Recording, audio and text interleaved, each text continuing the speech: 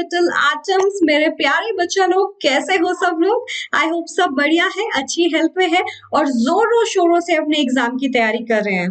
I know बहुत सारे लोगों के एग्जाम ऑलरेडी हो चुके होंगे, बट बहुत सारे आई एम प्रीटी श्योर ऐसे हैं जिनको एग्जाम देना है। या फिर ऐसा भी हो सकता है कि मेरे 8th क्लास के बच्चा लोग जो 9th क्लास में आ गए हैं, उन्होंने सोचा क्यों ना कुछ वीडियो से जल्दी से कुछ टॉपिक्स का ओवरव्यू ले लिया जाए। तो आप सबको बहुत बहुत welcome, you all are at a right place. और आज आपकी एजी मैम, आपकी अनुभा मैम आपको करा रही है स्ट्रक्चर ऑफ एटम नाम के चैप्टर का सुपर रिविजन कि विद इन 40 मिनट्स मैं इसकी सारी इंपॉर्टेंट चीजें आपको बताऊंगी जो आपको हेल्प करेंगे और एक ओवरव्यू भी दे देंगे कि इस चैप्टर में क्या क्या इंपॉर्टेंट है और कहाँ से क्वेश्चन पूछे जा सकते हैं। तो रेडी है नेक्स्ट 40 मिनट्स आपकी एजी मैम के साथ स्पेंड करने के लिए, ताकि वो फ्रूटफुल साबित हो और एग्जाम में हेल्प मिले। तो चलिए let's start without further ado. और वीडियो पसंद आए तो लाइक करना मत भूलिएगा। देखते हैं वीडियो के आखिर तक क्या हम इस टारगेट को अचीव कर सकते हैं, क्योंकि मैम को अपनी एटम्स आर्मी पे भरोसा है कि जब वो ठान ले तो सारे टारगेट पूरे कर सकते हैं। तो लेट्स हैव दिस टारगेट। दोस्तों के साथ शेयर करना, क्योंकि sharing is caring. Okay, and channel को सब्सक्राइब प्लीज कर लेना, क्योंकि ऐसी वीडियोस आपके पास आती रहेगी, हेल्प मिलती रहेगी। और तो और आप मैम को इंस्टा पे भी फॉलो कर सकते हैं। माई आईडी Anuba_AG_। तो अनुभा एजी जो आपकी मैम है यहाँ पे फॉलो करेंगे, you will get all the updates over there as well. या तो फॉलो करिए विदाउट थिंकिंग टू मच। अगर आप यूज कर सकते हैं इंस्टा ओनली देन, ऐसा नहीं कि मैम ने आपको बोला ऐसा करने को, नहीं किया तो मैं बताऊंगी, ऐसा कुछ नहीं है।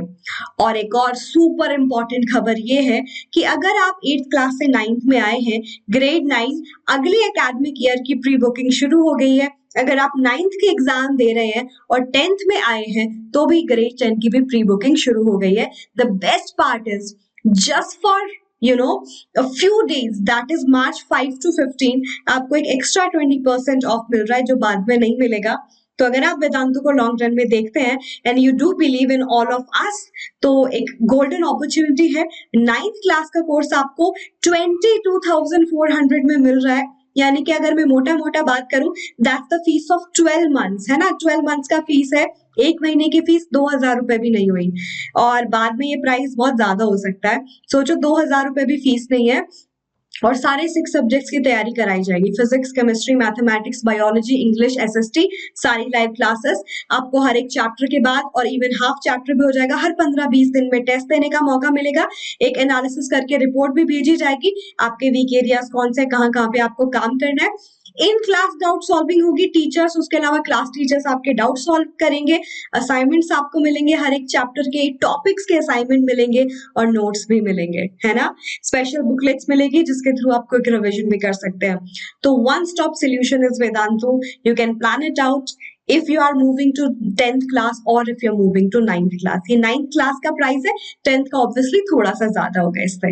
या तो आइए मैम की क्लास में, don't forget to apply the code जिससे आपको डिस्काउंट मिलेगा, and that is AG Pro, Anubha Gaur pro, AG Pro 1, और आप बन जाएंगे नंबर 1।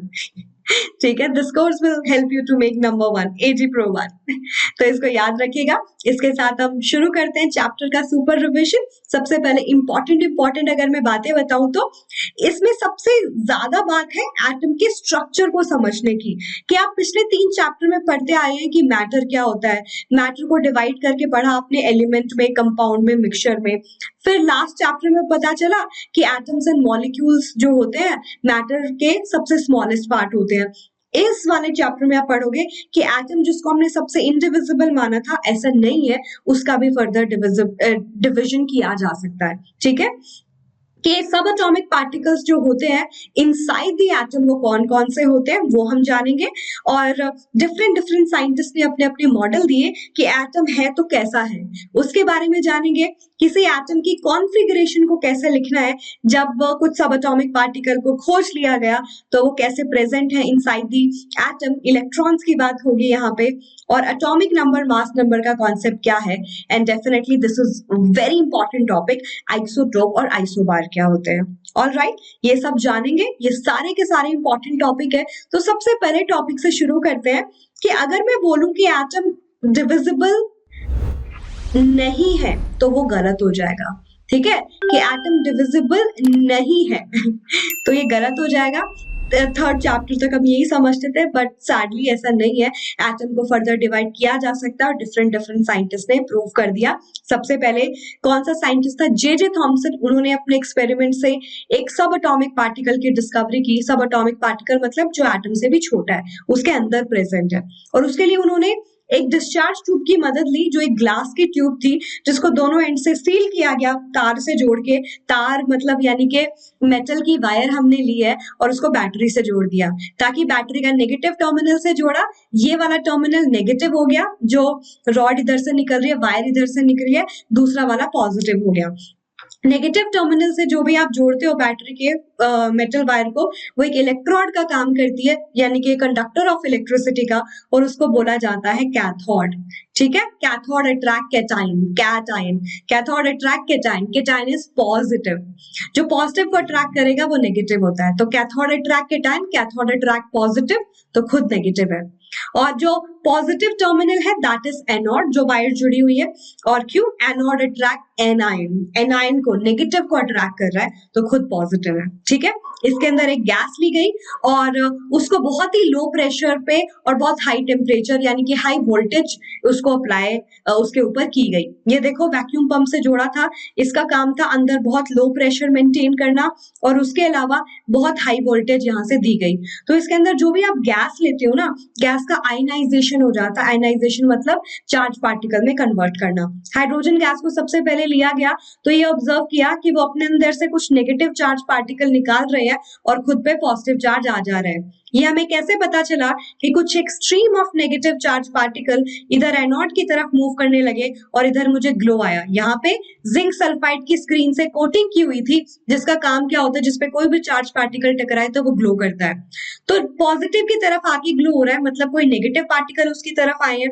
तो ऐसा लगा क्योंकि कैथोड पे नेगेटिव चार्ज था, कैथोड ने कुछ नेगेटिव पार्टिकल निकाले और वो एनोड की तरफ पॉजिटिव की तरफ आ रहे हैं। तो इसीलिए इन नेगेटिव चार्ज पार्टिकल को सबसे पहले जो नाम दिया गया वो दिया गया कैथोड रे का। ठीक है, कि इनको कैथोड रे बोलते हैं क्योंकि it looks like something that's coming from cathode, but actual में क्या था, वो गैस में से इलेक्ट्रॉन निकाल रहा था, नेगेटिव चार्ज निकाल रहा था। बाद में उसको इलेक्ट्रॉन का नाम मिला। ठीक है, बाद में इनको इलेक्ट्रॉन का नाम मिला negatively charge particle. All right, तो इस तरीके से इलेक्ट्रॉन की डिस्कवरी हुई। बट बात आती है कि ये जो पॉजिटिव चार्ज पार्टिकल बच गए, इनका क्या हुआ? इनको नेगेटिव की तरफ मूव करना चाहिए, और अगर ये नेगेटिव की तरफ मूव करते हैं तो इधर भी तो ग्लो आना चाहिए ना, कि ये वाला साइन, पर ऐसा हुआ नहीं। तो क्योंकि जे थॉमसन ने एक बहुत इंपॉर्टेंट पॉइंट मिस कर दिया था, जो किसने? गोल्डस्टीन ने जाके करेक्ट किया। तो जे थॉमसन ने किसकी डिस्कवरी की? सिर्फ इलेक्ट्रॉन की। ठीक है, जे थॉमसन ने किसकी डिस्कवरी की? इलेक्ट्रॉन की। थॉमसन इलेक्ट्रॉन, ये डिस्कवरी उसने की। सारी इंफॉर्मेशन मैंने आपको समझा दी है। और ये पता चला इलेक्ट्रॉन पे नेगेटिव चार्ज है, ई नेगेटिव से रिप्रेजेंट करते हैं, ई फॉर इलेक्ट्रॉन, नेगेटिव, उस पे नेगेटिव चार्ज था। ठीक है, लेकिन उसका मास एकदम नेग्लिजिबल होता है, उसका मास इतना कम है कि उसको अवॉइड कर देते हैं। ठीक है, अब बात हुई उन पॉजिटिव चार्ज पार्टिकल की जो बच गए थे, उनके साथ क्या हुआ? तो ह्यूगेन गोल्डस्टीन ने बोला कि ना ये जो पॉजिटिव चार्ज पार्टिकल है ना, बहुत हैवी है as compare to electron, almost 2000 times heavy, तो इतना आसान नहीं है उनको निकालना। तो उसने क्या किया कि एक छोटा सा चेंज करके देखते हैं। वो चेंज ये किया कि कैथोड को परफोरेट कर दिया। परफोरेट का मतलब उसमें छेद कर दिए। ठीक है, और वो क्यों किया? उसने बोला बहुत हैवी है ना, वो पेनिट्रेट नहीं कर पाएंगे, वो जो पॉजिटिव चार्ज पार्टिकल बच गए ना, वो आपके कैथोड को पेनिट्रेट नहीं कर पाएंगे, जिसकी वजह से यहाँ पे ग्लो आए। लेकिन जैसे परफोरेट किया गया कैथोड को, इधर ग्लो आना शुरू हो गया। तो ये बात उसने मिस की थी। अगर परफोरेट कर दो कैथोड को, तो आपको पॉजिटिव चार्ज पार्टिकल इसमें से पास करते हुए नजर आएंगे। वो बहुत हैवी है, जो पहले पास नहीं कर पा रहे थे, पेनिट्रेट नहीं कर पा रहे थे। अब वो यहाँ पे हम ऑब्जर्व कर सकते हैं। एंड ऑब्वियसली ऐसा लगा कि वो एनोड की तरफ आ रहे हैं, क्योंकि एनोड पे पॉजिटिव चार्ज था। तो इन पॉजिटिव चार्ज पार्टिकल को पहले एनोड रे बोला गया, बाद में कैनाल रेज भी बोला गया। और कैनाल रेज क्यों बोला गया? Because it looks like a canal, जैसे कि कैनाल में पानी बहता है ना, ऐसे ही ना ये मूवमेंट आया था प्रोटॉन का। ठीक है, प्रोटॉन तो बहुत बाद में नाम मिला था। अब इनको प्रोटॉन के नाम से बुलाते हैं, पॉजिटिवली चार्ज पार्टिकल। ठीक है, हाइड्रोजन से इलेक्ट्रॉन निकाल दो, क्या बचेगा? वही एक प्रोटॉन तो बचेगा, उसको प्रोटियम भी बोलते हैं, if you remember. That's the reason. Okay. तो Eugene Goldstein discovered the subatomic particle proton. Proton discover हो गया, इलेक्ट्रॉन डिस्कवर हो गया। ठीक है, तो प्रोटॉन की इंपॉर्टेंट बातें, पॉजिटिव चार्ज है, इसका चार्ज इलेक्ट्रॉन के इक्वल ही है, same charge, that's why atom is neutral. Electron पे जितना नेगेटिव चार्ज है, प्रोटॉन पे उतना ही पॉजिटिव चार्ज है। ठीक है, ये वाली बात समझ में आई? वंडरफुल। लेकिन मास में बहुत डिफरेंस है बच्चा लोग। अगर मास को कंपेयर करोगे ना, आपके प्रोटॉन का मास इलेक्ट्रॉन के मास का 2000 टाइम्स ज्यादा है, सोचो। या फिर वाइसे वर्सा, आपके इलेक्ट्रॉन का मास 2000 टाइम कम है to the mass of proton, है ना। कुछ अगर स्टैंडर्ड लेवल की बुक पढ़ोगे, उस पर लिखा होता है 1837 टाइम्स एक्चुअल जो जितना मास होता है। ऑल राइट, पी पॉजिटिव से उसको प्रेजेंट करते हैं, P for proton positive charge है, राइट। कई बार आपसे ना एक्चुअल चार्ज और एक्चुअल मास भी पूछ लेता है, तो यहाँ पे वो डेटा लिखा है कि इलेक्ट्रॉन का मास है 9.1 into 10 to the power -31 kg, जिसको हम नेग्लिजिबल मानते हैं। और मास ऑफ प्रोटॉन कितना है अगर एक्चुअल मास की कंपैरिजन की बात की जाए, 1.66 into 10 to the power -27 kg। और बोला जाता है इनका डिफरेंस अप्रोक्सीमेटली इतना ही है, 1837 टाइम्स, या एनसीईआरटी की माने तो 2000 टाइम्स, जो इसीलिए इलेक्ट्रॉन के मास को नेग्लिजिबल मान लो। लेकिन वो रिलेटिव मास होता है, एज कंपेयर टू प्रोटॉन होता है नेग्लिजिबल, 0। ठीक है, और इस मास को आसान बनाने के लिए इस रिलेटिव मास को 1 मान लिया गया। ठीक है, इसको 1 यूनिट मान लो, कि इस यूनिट को 1 मान लेते हैं, इजी हो जाएगा। आज ये थोड़ा पेन भी डिस्को कर रहा है है ना, it's the time to disco. हाँ, तो इस मास को 1 यूनिट मान लिया गया। ठीक है, प्रोटॉन और इलेक्ट्रॉन पे चार्ज सेम है, लेकिन वैल्यू का डिफरेंस है नेगेटिव पॉजिटिव। इलेक्ट्रॉन पे negative -1.6 into 10 to power -19 coulomb. Coulomb is the unit of charge. Coulomb ने चार्ज की डिस्कवरी की थी, इसलिए उसके नाम पे इसको यूनिट को माना गया। और इसमें बस प्लस का sign, 1.6 into 10 to power -19 coulomb. लेकिन अगर रिलेटिव टर्म में बात करूं कि कौन याद करेगा, तो रिलेटिव चार्ज कितना हो गया इलेक्ट्रॉन का, इस वैल्यू को 1 मान लिया गया, तो ये है -1, और इस वैल्यू को भी 1 क्योंकि सेम ही है, +1। ठीक है, दैट्स द रिलेटिव चार्ज। हम आसान करने के लिए रिलेटिव चार्ज, रिलेटिव मास पढ़ते हैं, बट मैंने आपको एक्चुअल वैल्यूज भी बता दी, आपको पता होना चाहिए, because that's going to be a great thing कि हाँ आपको पता है ना, आप समझदार हैं। तो स्टूडेंट्स, धीरे धीरे टाइम पास होता गया। 1932 में एक बहुत ही इंपॉर्टेंट डिस्कवरी की जेम्स चैडविक ने, कि बोला कि आपने जो एटम बताया है ना, उसमें प्रोटॉन है, इलेक्ट्रॉन है, लेकिन जब हम मास निकालते हैं प्रोटॉन इलेक्ट्रॉन के मास को सम करके, तो जितना मास आता है वो एक्चुअल में कम है एक्चुअल मास ऑफ एटम से। जो भी एक्चुअल मास निकाला गया एटम का, कि मान लो मैं कार्बन की बात करूं, जब एक्चुअल मास निकाला 12 यूनिट आया, लेकिन जब प्रोटॉन इलेक्ट्रॉन के मास से निकालते हैं, 6 प्रोटॉन है कार्बन के पास और 6 इलेक्ट्रॉन है। हर प्रोटॉन पे 1 यूनिट मास है, 6 प्रोटॉन पे 6 यूनिट मास हो गया। इलेक्ट्रॉन का मास नेग्लिजिबल 0, 6 यूनिट मास आया। तो यही कंफ्यूजन थी कि एक्चुअल मास आया 12 यूनिट, आपने कैलकुलेशन करके निकाला 6 यूनिट, कुछ तो गड़बड़ है ना। और वो गड़बड़ क्या थी? वो गड़बड़ ये थी कि एक और सब एटॉमिक पार्टिकल हो सकता है जो हमने मिस किया, जो जेम्स चैडविक ने बताया कि एक और सब एटॉमिक पार्टिकल होता है जिसको मैं न्यूट्रॉन नाम दे रहा हूं, क्योंकि वो न्यूट्रल है, उस पर कोई चार्ज नहीं है। और चार्ज क्यों नहीं है? चार्ज इसलिए नहीं है क्योंकि चार्ज तो ऑलरेडी बैलेंस है, लेकिन मास जरूर है। और मास कितना है? Equal to the mass of proton. तो अगर न्यूट्रॉन के मास की बात करें, अगर वो 1 यूनिट है, क्यों? क्योंकि प्रोटॉन का मास भी 1 यूनिट है, सेम मास होगा। ठीक है, हैव नो चार्ज, न्यूट्रल है, और n से रिप्रेजेंट करोगे या फिर n0 से रिप्रेजेंट करोगे, राइट? n0 से उसको रिप्रेजेंट करोगे, 0 for 0 charge. Make sense? You got it? तो मैम को थम्स अप दे दो। इलेक्ट्रॉन, प्रोटॉन, न्यूट्रॉन समझ में आया? Electron negative charge, proton positive, neutron no charge. Relative mass की बात करूं, इलेक्ट्रॉन का मास नेग्लिजिबल, प्रोटॉन का उसका 2000 टाइम्स, और न्यूट्रॉन का मास की बात करूं, और प्रोटॉन का actual mass is 1 unit. That's what we study. अब ये सारे सब एटॉमिक पार्टिकल डिस्कवर तो हो गए, बट अब हमें सोचना है कि वो एटम दिखेगा कैसे, ये सारे पार्टिकल अरेंज कहाँ होंगे। तो सबसे पहले थॉमसन ने अपना मॉडल दिया, जिसको प्लम पुडिंग मॉडल भी बोला जाता है, plum pudding atomic model. JJ Thomson ने बोला, क्योंकि उस टाइम तक जब जेजे थॉमसन ने मॉडल दिया सिर्फ इलेक्ट्रॉन और प्रोटॉन ही नोन थे, इलेक्ट्रॉन और प्रोटॉन बस नोन थे, बाकी कुछ और नोन नहीं था, न्यूट्रॉन नहीं पता था हमें। उसने बोला जो क्रिसमस की पुडिंग बनाते हैं ना वो गोल गोल, और जब उसको काटो तो कैसे उसमें ना ड्राइड फ्रूट्स और प्लम पड़े हुए होते हैं, उसी तरीके से एटम भी ना एक स्फीयर होता है, स्फीयर ऑफ पॉजिटिव चार्ज। ये जो आप ये फ्लोर वगैरह देख रहे हो, that is representing the positive charge on the entire atom. पूरे एटम पे पॉजिटिव चार्ज है, और जैसे ये आपके ड्राइड फ्रूट्स एम्बेडेड है, वैसे इलेक्ट्रॉन एम्बेडेड होते हैं एटम के अंदर, के पूरे पे तो पॉजिटिव चार्ज फैला है और इसके अंदर धसे हुए हैं इलेक्ट्रॉन। लेकिन magnitude of negative charge and positive charge is also same, जितना पॉजिटिव चार्ज है उतना ही नेगेटिव चार्ज है। सो सिर्फ एक असली जो अच्छी बात उसने की थी एटम की न्यूट्रलिटी पे की थी, कि एटम न्यूट्रल है क्योंकि पॉजिटिव और नेगेटिव चार्ज सेम है। ठीक है, इसको वाटरमेलन से भी उसने कंपेयर किया, वाटरमेलन मॉडल, और उसका तो हम प्रूफ भी आपको दिखा सकते हैं, ये है वाटरमेलन। तो जैसे कि उसने बोला वाटरमेलन को काटते हो तो क्या देखते हो, it's a red edible part जो फैला हुआ है, इसको मान लो प्रोटॉन का चार्ज जो फैला हुआ है, और ये जो सीड्स है उनको मान लो इलेक्ट्रॉन, जैसे सीड्स धसे हुए हैं वैसे इलेक्ट्रॉन धसे हुए होते हैं, और ऐसा आपका एटम दिखता है अंदर से।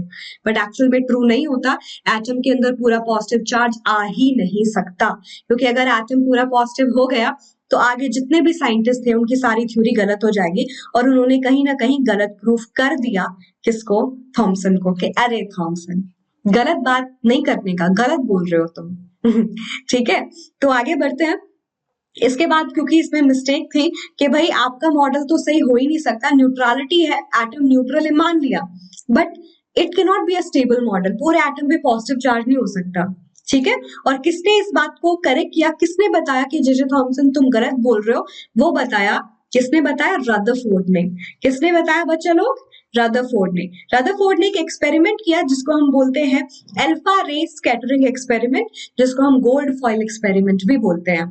अल्फा रे, अल्फा पार्टिकल क्या होते हैं, उसको अपने एक्सपेरिमेंट के लिए कुछ ऐसे पार्टिकल चाहिए थे जिसपे पॉजिटिव चार्ज हो और वो हैवी भी हो, पॉजिटिव चार्ज भी है, हैवी भी है, और वो सब्सटेंस के पेनिट्रेट भी कर सके, कि उनकी बहुत ज्यादा तो स्पीड है, बहुत ज्यादा स्पीड से मूव करते हैं और सब्सटेंसेस से पेनिट्रेट कर सकते हैं, carrying positive charge and mass. तो उसने अल्फा पार्टिकल को चुना जो हीलियम के जैसे पार्टिकल होते हैं, अगर उनमें से आप दोनों इलेक्ट्रॉन जो है वो निकाल दो तो टू पॉजिटिव चार्ज आएगा, loss of 2 electron, it gets 2 positive charge, helium particle मुझे मिल गया। इस पे टोटल मास था 4 यूनिट। 4 यूनिट मास कैसे आया, 2 प्रोटॉन और 2 न्यूट्रॉन की वजह से, हर एक पे 1 यूनिट मास होता है। ठीक है, तो ये ऐसा पार्टिकल था, मास भी था, हैवी भी है, पॉजिटिव चार्ज भी है, और इसका काम है कि ये थिन पार्टिकल्स, थिन शीट से पेनिट्रेट भी कर सकता है। ये सोर्स लिया अल्फा पार्टिकल का, गोल्ड की फॉइल चुनी, गोल्ड की फॉइल इसलिए चुनी क्योंकि गोल्ड की फॉइल, गोल्ड बहुत हैवी एटम है, हमें कुछ ऐसा चाहिए था कि जिसके ऊपर पार्टिकल पड़े तो वो मूव ना करें। उसके अलावा हाईली मेलिएबल है, ऐसे कोई मेटल जो बहुत ज्यादा मेलिएबल हो, जिसकी सबसे ज्यादा थिन शीट बनाई जा सके ताकि अल्फा पार्टिकल पेनिट्रेट कर सके। गोल्ड फॉइल को चुना गया। ये जिंक सल्फाइड की स्क्रीन थी, इसलिए यूज किया गया कि जब पार्टिकल इसमें से निकले, टकराए और अगर वापस भी आ गए तो उसको पता चलता रहे, डेस्कटॉप से ना मेजरमेंट उसका आता जा रहा था उस पर, कितने पार्टिकल कहाँ जा रहे हैं। तो ये ऑब्जर्व किया गया कि जब अल्फा पार्टिकल गोल्ड फॉइल पे पड़े तो most of the particle pass straight, वो सीधे निकल गए, 90% सीधे निकल गए। ठीक है, इसमें से कुछ पार्टिकल ऐसे थे जो डिफ्लेक्ट किए, मतलब टकराओगे इधर उधर जाएंगे, जैसे इधर टकराया इधर चला गया, इधर टकराया इधर चला गया। इट्स लाइक 1 आउट ऑफ 12,000, एक पार्टिकल 12,000 में से ऐसा निकल रहा था जो जा ही नहीं पा रहा था उस तरफ, वो अपनी तरफ वापस आ जा रहा था, रिबाउंडिंग इट्स पाथ, अपने पाथ को वापस टकरा रहा था। अब ये तो थी सारी कंक्लूजन कि most of the particle pass straight out of it, few particle deflects and 1 out of 12,000 came back. ठीक है, इसका अगर मैं इन ऑब्जर्वेशन की बात करूं तो कंक्लूजन क्या निकला, कंक्लूजन नहीं था ये, ऑब्जर्वेशन था, सॉरी। कंक्लूजन ये निकला कि आपका एटम कुछ ऐसा है जिसमें मोस्टली स्पेस एम्प्टी है, इसलिए सारे पॉजिटिव ये पार्टिकल जो अल्फा पार्टिकल है सीधे पास कर रहे हैं। ठीक है, तो ये पहली ऑब्जर्वेशन का क्या बोलूंगी मैं, रिस्पॉन्स के उसका कंक्लूजन क्या है कि most of the space inside the atom is empty. दूसरी बात, कुछ पार्टिकल डिफ्लेक्ट क्यों कर रहे थे, बिल्कुल सीधा क्यों नहीं जा पा रहे थे, क्योंकि अल्फा पार्टिकल पे पॉजिटिव चार्ज था। हो सकता है कि जब ये अल्फा पार्टिकल जिन पे दो पॉजिटिव चार्जेस की तरफ आ रहे हैं तो वो पॉजिटिव पॉजिटिव रिपेल करने लगे, तो जैसे उसके पास से निकलेंगे वो डिफ्लेक्ट कर जाएंगे। ठीक है, तो दूसरे ऑब्जर्वेशन का रिजल्ट क्या आया, पूरा का पूरा positive charge of the atom is there in a very tiny volume inside the atom। पूरा पॉजिटिव चार्ज किसी बहुत छोटे से एरिया में एटम के अंदर पड़ा हुआ है। ठीक है, और वो पॉजिटिव पॉजिटिव की वजह से, वो रिपल्शन होने की वजह से डिफ्लेक्शन होता है। ठीक है, एक पार्टिकल आया, वो वापस क्यों चला गया, वो इसलिए कि वो सीधा जाके ऐसे पार्ट एटम के अंदर से टकरा रहा है जो बहुत हैवी है। तो हैवी सब्सटेंस पे कोई चीज टकराएगी तो वो वापस आएगी ना। आप दीवार पे बॉल फेंक के मारोगे, वो आपकी तरफ वापस आएगी ना, दीवार से आर पार थोड़ी ना हो जाएगी। तो सेम बात कि जब ये पार्टिकल एक वापस आ रहा है, वो इसलिए आ रहा है क्योंकि वहां जो सारा का सारा मास है ना एटम का, वो से जाके टकरा रहा है। तब उसने इस बात का कंक्लूजन ये निकाला कि पॉजिटिव चार्ज की वजह से मास है, और वो सारा पॉजिटिव चार्ज और मास एक बहुत छोटे से वॉल्यूम में पड़ा है, जिसमें सारा का सारा मास भी है और सारा का सारा पॉजिटिव चार्ज भी है, जिसको न्यूक्लियस बोला गया। याद रखो, उसके टाइम पे भी न्यूट्रॉन नहीं डिस्कवर थे, तो उसकी ऑब्जर्वेशन यही थी, positively charge particle at the centre of the atom, जो almost 10 to power 5 times smaller था साइज ऑफ एटम के। समझ लो कितना छोटा है न्यूक्लियस। एक football in a football ground, इतना छोटा फुटबॉल रख दो फुटबॉल ग्राउंड में, which is like very very small, जिसपे पूरा पॉजिटिव चार्ज और मास फैला है, इलेक्ट्रॉन इसके आसपास चक्कर लगा रहे हैं। बस इतनी बात बोली, खत्म कहानी। ठीक है, बात समझ में आई? तो सारी ऑब्जर्वेशन जो मैंने बताई यहाँ पे लिखी है, तो आप डेफिनेटली देख सकते हो, रिवाइज कर सकते हो। कंक्लूजन यहाँ लिखा है, most of the space empty है, पॉजिटिवली चार्ज सेंटर है जिसमें पूरा का पूरा चार्ज और मास फैला है, न्यूक्लियस बोलते हो। इलेक्ट्रॉन ऐसे घूम रहे हैं उसके तरफ, न्यूक्लियस के तरफ, जैसे जो मेरी अर्थ है वो चक्कर लगाती है सन के चारों ओर, है ना, सूरज के चारों ओर चक्कर लगाती है। साइज ऑफ न्यूक्लियस इतना छोटा है, बहुत बहुत छोटा है, like 10 to power 5 times smaller than the size of atom. ये बात समझ में आई, बहुत छोटा है। ये सारे उसने कंक्लूजन दे दिए। अब सोचो, ये बात तो गलत प्रूव हो गई थी ना जे थॉमसन की प्लम पुडिंग मॉडल की। पूरा एटम पॉजिटिव चार्ज कैरी कर ही नहीं सकता, क्योंकि पूरे एटम पे अगर पॉजिटिव चार्ज होता ना, तो जो उसने मैं अल्फा पार्टिकल स्कैटरिंग एक्सपेरिमेंट चलाती तो 1 आउट ऑफ 12,000 ही सारे पार्टिकल वापस आ जाते। क्यों? पॉजिटिव पॉजिटिव रिपेल करता है एक दूसरे को, तो पूरे के पूरे एटम के ऊपर कभी पॉजिटिव चार्ज नहीं हो सकता, और ये रदरफोर्ड ने प्रूफ कर दिया। Make sense? लेकिन अगर उसका मॉडल इतना ही सही होता और अगर कोई कमी नहीं होती, तो हम कोई और मॉडल बाद में पढ़ ही नहीं रहे होते। बात में दम है ना। तो उसके बाद हमारे बात करेंगे क्या क्या कमियां थी। सबसे बड़ी कमी थी इलेक्ट्रॉन की, जो बात है कि इलेक्ट्रॉन जब घूमता है उसके चारों ओर चक्कर लगाता है, इलेक्ट्रॉन पे चार्ज है, और मैक्सवेल नाम के साइंटिस्ट ने एक थ्योरी दी हुई थी उस टाइम पे कि जब भी कोई चार्ज पार्टिकल एक्सेलरेट करता है, यानी कि अपनी स्पीड को चेंज करते हुए टाइम के साथ आगे बढ़ रहा है, तो होता क्या है ना, वो एनर्जी निकालता है, एनर्जी रेडिएट करता है। तो अगर ऐसा ट्रू है, क्योंकि उसने तो कुछ बोला नहीं, उसने बोला बस इलेक्ट्रॉन चक्कर लगा रहे जैसे अर्थ चक्कर लगाती है सन के चारों ओर, पर आपको पता है अर्थ भी विद टाइम धीरे धीरे सन के पास आती जा रही है, एंड दैट्स ट्रू, क्योंकि जब भी कोई चार्ज पार्टिकल, अर्थ में भी चार्ज है, रोटेट करता है, वो एनर्जी लूज करता है, और जितना एनर्जी लूज करेगा उतना न्यूक्लियस के पास आता जाएगा, अर्थ इन टर्म्स ऑफ सन के पास आती जाएगी। हो सकता है कुछ बिलियंस ईयर्स में अगर ऐसा हुआ तो अर्थ और सन एक दूसरे के, आई मीन अर्थ सन के बहुत पास आ जाए, जो बहुत स्कैरी है ऑनेस्टली स्पीकिंग। या तो रोटेट कर रहा हाई स्पीड से, एनर्जी कम करते हुए और पास आता जा रहा है, और पास और पास और पास और पास। फाइनली अगर ऐसा हुआ तो इलेक्ट्रॉन जाके न्यूक्लियस के अंदर गिर जाएगा। ऐसे तो कोई भी एटम स्टेबल नहीं होगा। अगर कोई एटम स्टेबल नहीं है तो आप कोई भी मैटर नहीं बना सकते, अर्थ पे कुछ भी एग्जिस्ट ही नहीं करता। समझ रहे हो? तो एटम बिकेम वेरी अनस्टेबल, और ऐसे कोई मैटर एग्जिस्ट ही नहीं करता, which is very scary to be very honest. तो समझ में आई आपको सारी ड्रॉबैक? ये सारा मैंने लिखा भी है, तो कोई टेंशन की बात ही नहीं है। ठीक है, तो फिर बोहर दादा को लगा कि हाँ भैया गलत हो गया ये तो। बोहर दादा ने क्या बोला, हम करते हैं इन सब चीजों को ठीक, थोड़ी सी गलती कर रहे हो आप। तो नील्स बोर ने बोला थोड़ा करेक्शन कर देते हैं आपके मॉडल में ना, और इलेक्ट्रॉन के बारे में जो भी आपने बोला कि इलेक्ट्रॉन जो है बस चक्कर लगा रहे हैं, उसने बोला जब भी इलेक्ट्रॉन चक्कर लगाते हैं वो एक फिक्स ऑर्बिट में चक्कर लगाते हैं, एक फिक्स सर्कुलर पाथ में चक्कर लगाते हैं, जिनको ऑर्बिट या शेल बोला जाता है, जिनकी एनर्जी फिक्स होती है, सेम होती है। इनको एनर्जी शेल या एनर्जी लेवल भी बोला जाता है, एनर्जी शेल या एनर्जी लेवल भी बोला जाता है, ठीक है, जिनमें वो चक्कर लगा रहे होते हैं।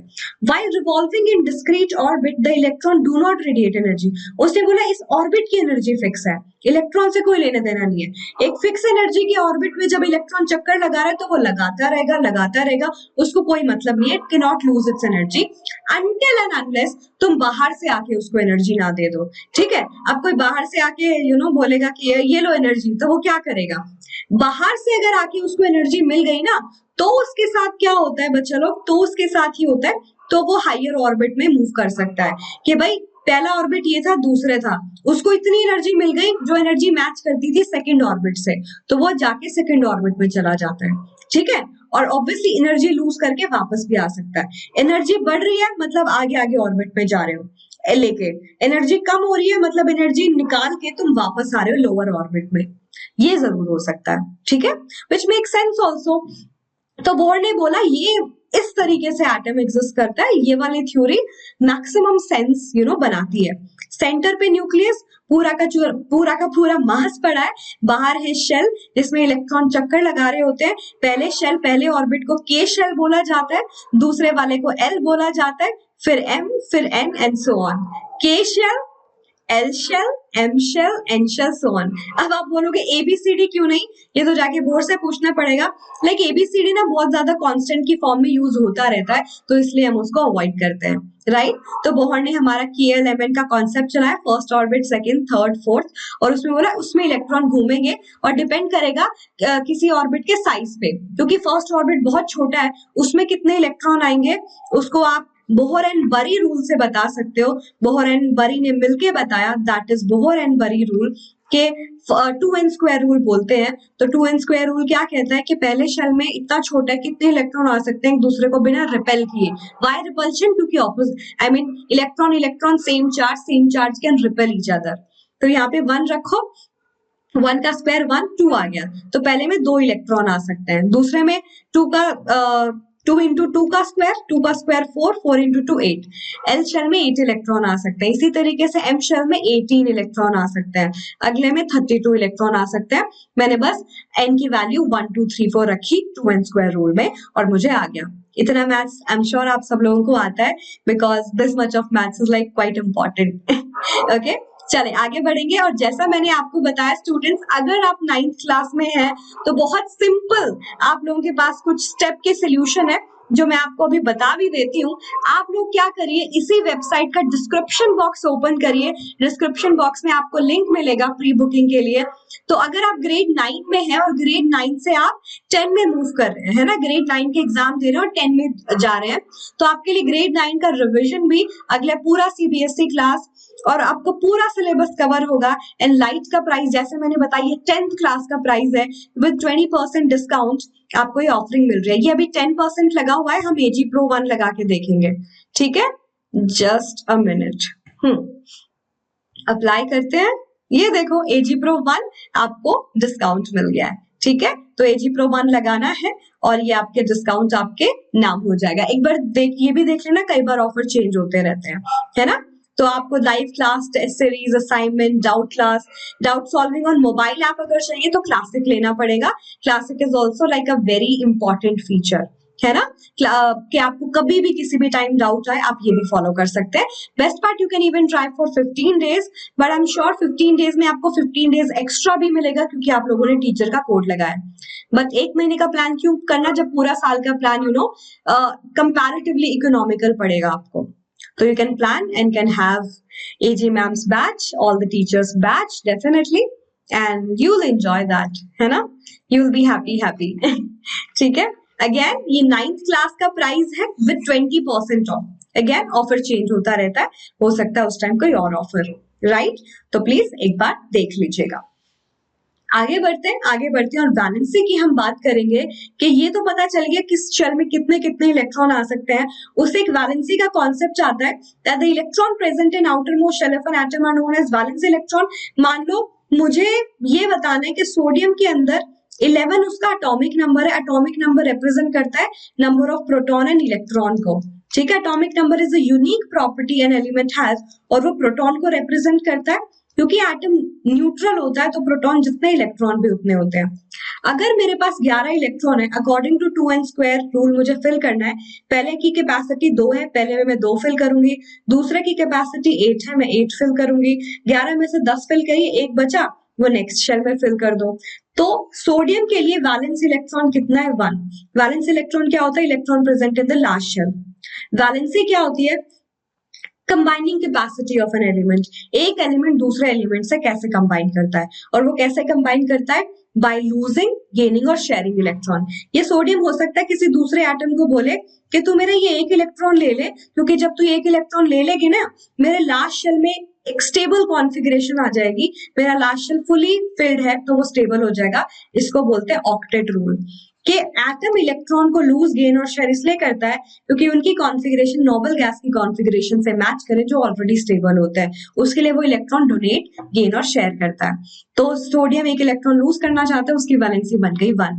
ठीक है, कंबाइनिंग कैपेसिटी के दूसरे एटम से कंबाइन करने के लिए कितने इलेक्ट्रॉन को लूज, गेन और शेयर करेगा, 1 किया तो 1 वैलेंसी। ठीक है, और एक ट्रिक भी बता देती हूँ। अब आप बोलोगे मैम फॉस्फोरस की बात करते हैं, 15 एटॉमिक नंबर है, 15 इलेक्ट्रॉन है, 285 कॉन्फ़िगरेशन हुई, क्या वो 5 इलेक्ट्रॉन लूज करेगा? नहीं। अगर वो ऑक्टेट के क्लोज है ना, 8 के क्लोज है, तो वो बेटर टेकिंग द इलेक्ट्रॉन, वो 3 इलेक्ट्रॉन को गेन करेगा। तो इसकी वैलेंसी बन गई 3।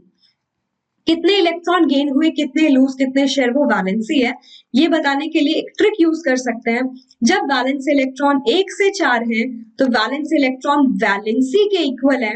जब वैलेंस इलेक्ट्रॉन 4 से ज्यादा है, यानी कि 5 से 8 है, जो मैक्सिमम 8 ही होते हैं, आपकी वैलेंसी बन जाएगी क्या? 8 माइनस वैलेंस इलेक्ट्रॉन। सो 8 माइनस 5 3, है ना, कि कितने इलेक्ट्रॉन उसने गेन किए, क्योंकि ये electron better believing in gaining the electron, तो वो वैलेंसी आ जाती है। ठीक है, ये बात समझ में आई? तो वैलेंसी निकालना भी सुपर सुपर इजी, कोई दिक्कत, कोई परेशानी तो नहीं। मैम को थम्स अप दे दो कि कोई परेशानी नहीं, बस आ गया समझ में। यस और नो? डिफिकल्ट है? नहीं? वंडरफुल। अब आपको एटॉमिक नंबर पता है तो मास नंबर भी बहुत इजी लगेगा। सबसे पहले एटॉमिक नंबर को तो हम Z से रिप्रेजेंट करते हैं, Z जो आप बोलो, which is the unique property of element. Mass number को हम A से रिप्रेजेंट करते हैं। आपको भी बता दिया मैंने, मास एक एटम के अंदर किसकी वजह से आता है? न्यूट्रॉन प्रोटॉन की वजह से।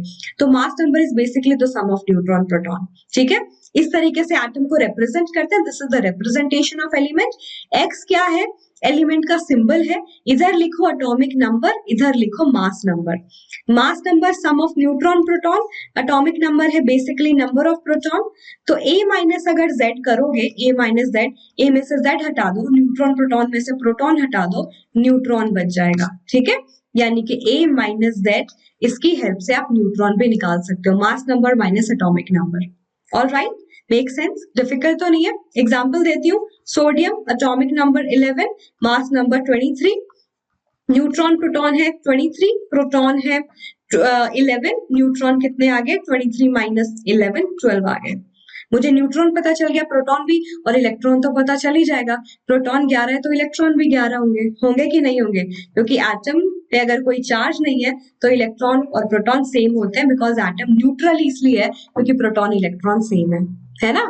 तो इस तरीके से कई बार ऐसा क्वेश्चन भी एग्जाम में आ जाता है कि कितने इलेक्ट्रॉन, कितने प्रोटॉन, कितने न्यूट्रॉन, तो आपको प्रिपेयर्ड रहना चाहिए। राइट, अब क्योंकि आपको mass number, atomic number concept समझ में आ गया है, लेट्स सी आइसोटोप क्या एग्जाम में पूछा जा सकता है, और बहुत ही खतरनाक और ऐसा कॉन्सेप्ट है ना जिन्होंने लोगों को मुश्किल में डाल दिया था, साइंटिस्ट को। सुनो जरा, एक ही एटम का जो मास है ना वो भी अलग अलग हो सकता है। तो atom with same atomic number but having different mass number due to difference in number of neutron. Hydrogen की बात करूं, हाइड्रोजन एक ही एलिमेंट है, बट उसके जो एटम है ना, मान लो मैंने 100%, मैंने इतना बड़ा हाइड्रोजन ले लिया, तो हो सकता है उसके कुछ पोर्शन ऑफ हाइड्रोजन एटम का मास कुछ और हो, बाकी का कुछ और हो। इस तरीके से 3 आइसोटोप होते हैं हाइड्रोजन के, कि एलिमेंट तो सेम है, एलिमेंट सेम है तो एटॉमिक नंबर सेम है, एटॉमिक नंबर कभी भी एक एलिमेंट का चेंज ही नहीं हो सकता।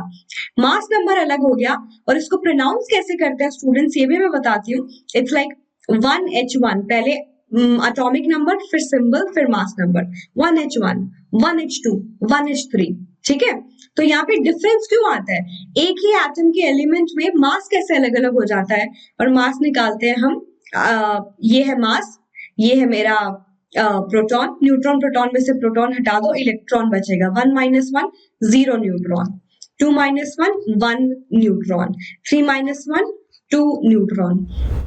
तो आइसोटोप बनते कैसे हैं कि सेम एलिमेंट के कुछ एटम में न्यूट्रॉन ज्यादा आ जाते हैं, कुछ में कम आ जाते हैं, जिसकी वजह से आइसोटोप। सेम एलिमेंट्स एटम तो atomic number same, but mass number different, mass number अलग है। Protium, deuterium, tritium are 3 isotope of hydrogen. Carbon के भी 3 आइसोटोप है, C12, C22, C12 sorry, C13, C14, और इस तरीके से लिख सकते हो 6C12, 6C13, 6C14, है ना, 3 हो गए ये, राइट। तो 3 आइसोटॉप है, आप समझ ही गए होंगे, due to difference in number of neutron. Property क्या होती है आइसोटोप की, element consist of a mixture of isotope, कि जब मैं कार्बन उठाऊंगी ना तो वो इन सारे के सारे आइसोटोप का मिक्सचर है ना।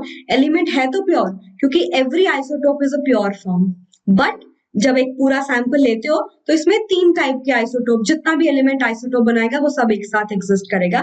Each isotope is a pure form, ये भी प्योर सेम एटम से बना है, ये भी सेम एटम से बना है, ये भी सेम एटम से, तो ये है तो एक प्योर सब्सटेंस। फिर भी केमिकल प्रॉपर्टी आइसोटोप की सेम होती है, और केमिकल प्रॉपर्टी आइसोटोप की इसलिए सेम होती है क्योंकि क्योंकि बताओ, इसलिए क्योंकि एलिमेंट सेम है, एलिमेंट सेम है तो उन सब के सबका वैलेंस इलेक्ट्रॉन सेम होगा।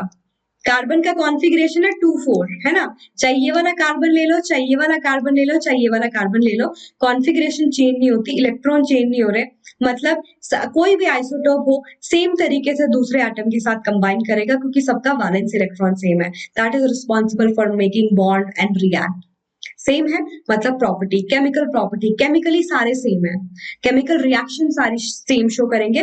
फिजिकल प्रॉपर्टी अलग होगी, क्योंकि physical property is mass dependent, mass अलग हो गया ना, C12, C13, C14, मास अलग है तो उनकी physical property like melting, boiling point, physical state, इनमें थोड़ा बहुत डिफरेंस आ सकता है। Physical state I must not say that, but हाँ मेल्टिंग, बॉइलिंग पॉइंट, डेंसिटी अगर इंडिविजुअली देखा जाए तो आ सकता है चेंज, ठीक है। मेक सेंस, आइसोटोपिक क्वेश्चन बहुत इंपॉर्टेंट है, आ सकता है। अब आपने देखा होगा कई एटम का जो मास है ना वो ऐसे लिखा होता है, जब क्लोरीन का एवरेज मास देखते हो 35.5 लिखा आता है। अब बात है कि मैम मास तो होता है ना सम ऑफ न्यूट्रॉन प्रोटॉन, न्यूट्रॉन भी एक होल नंबर होता है, प्रोटॉन भी, तो ये जो आंसर आना चाहिए मास का वो तो होल नंबर आना चाहिए। तो कई बार मास ऐसे फ्रैक्शन में, डेसिमल में क्यों लिखा होता है, वो इसीलिए होता है कि वो एलिमेंट एग्जिस्ट करता है आइसोटोप की फॉर्म में, और जब वो आइसोटोप की फॉर्म में एग्जिस्ट करता है हम सारे के सारे आइसोटोप के मास का एवरेज करते हैं। और मास का एवरेज ऐसे नहीं कि क्लोरीन के 2 आइसोटोप है, 35 मास, 37 मास, दोनों का एवरेज कर दो, दोनों के मास का एवरेज कर दो, वो आ जाएगा एवरेज मास, ऐसे नहीं होता। ये इसकी परसेंटेज नेचर में 3:1 में है, मतलब अगर मैं एक पूरा सैंपल लेती भी हूँ ना बच्चा लोग क्लोरीन का, तो 3 हिस्से का मास तो 35 यूनिट है, सिर्फ एक हिस्से का मास 37 है। मान लो मैं पूरे क्लोरीन को 4 हिस्सों में डिवाइड कर दूं, मान लो मैं 1 लीटर एक बॉक्स से लेती हूँ, 1 लीटर क्लोरीन डाल दिया मैंने, लीटर नहीं बोलूं या जो भी है, 1 मीटर क्यूब में, ठीक है। अब उसके 4 हिस्से कर लो, 3 हिस्से में तो यही वाले एटम है, सिर्फ एक हिस्से में ये है, तो सबको इक्वल कंट्रीब्यूशन कैसे दे सकती हूँ कि 35 37 का इक्वल कंट्रीब्यूशन हाफ कर दो दोनों का, नहीं है ना। उनका अमाउंट, उनकी अबंडेंस नेचर में कितने वो भी मैटर करता है, उनकी अबंडेंस मतलब amount in the nature, percentage in the nature, ठीक है, वो भी मैटर करती है। तो जब एवरेज मास निकालना हो तो उसका क्या फॉर्मूला लगता है, mass of first isotope, abundance of first, plus mass of second, abundance of second, so on, summation का साइन भी लगा सकते हो, divided by total abundance, ठीक है। अब परसेंटेज में है तो टोटल अबंडेंस नीचे 100 आएगी, रेशो में है तो रेशो को ऐड कर दो 3+1, ये आता है। ये फॉर्मूला याद रखना, वेरी इंपॉर्टेंट। इसी फॉर्मूला से 35.5 यू क्लोरीन का मास आया था। कैसे आया? क्लोरीन का मास पहले वाले आइसोटोप का 35 है, उसका अबंडेंस नेचर में 3 रखो, अगर रेशो में निकालते हो तो रेशो में भी निकाल सकते हो, अगर रेशो में पूछा है तो 35 into 3। दूसरे वाले का मास 37, अबंडेंस 1, और ओवरऑल अगर मैं बात करूं अबंडेंस 3+1 4। अब इसको सॉल्व करो, ये आएगा 105 plus 37 by 4 which is 142 by 4, 35.5 you. ठीक है, इस तरीके से जिन भी आप देखते हो पीरियोडिक टेबल में भी कि एलिमेंट्स का मास एवरेज, एलिमेंट का मास ऐसे लिखा हुआ है फ्रैक्शन में, मतलब वो आइसोटोप की फॉर्म में एग्जिस्ट करता है। ये एक सिंबल है, ये एक नोटेशन है बताने का। ओके, पर इनकी आइसोटोप की एप्लीकेशन बहुत इंपॉर्टेंट है, बहुत इंपॉर्टेंट है। कई बार क्वेश्चन पूछ लिया जाता है। यूरेनियम का एक आइसोटोप है जिसका मास है 235, उसको फ्यूल की तरह यूज करते हैं हम न्यूक्लियर रिएक्टर में। फ्यूल का मतलब एनर्जी जनरेट कर सकते हैं, इलेक्ट्रिसिटी भी इससे जनरेट करते हैं। ठीक है, कोबाल्ट का एक आइसोटोप है जिसका मास 60 यूनिट है।